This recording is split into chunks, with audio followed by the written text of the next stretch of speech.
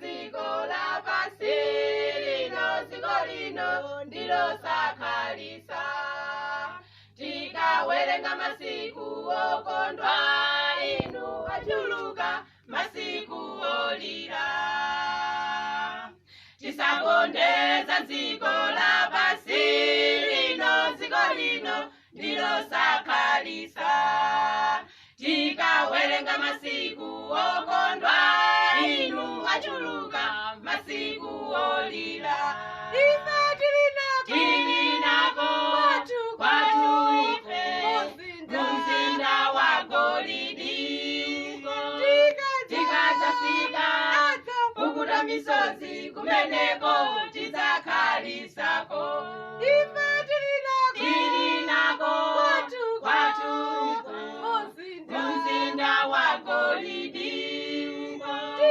Tikadzafika pukuta misozi kumeneko tidzakhalisako.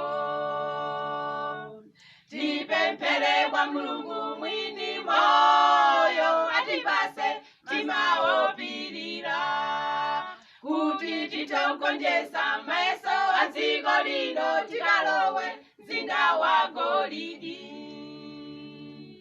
Tipemphere kwa Mulungu mwini moyo atipase mtima wopirira, kuti titogonjesa mayeso a dziko lino tikalowe mzinda wa golidi.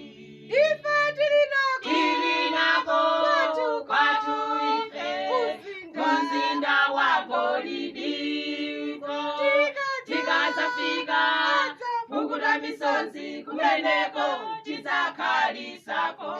Ife tilinako kwatu ife mzinda wa golidi.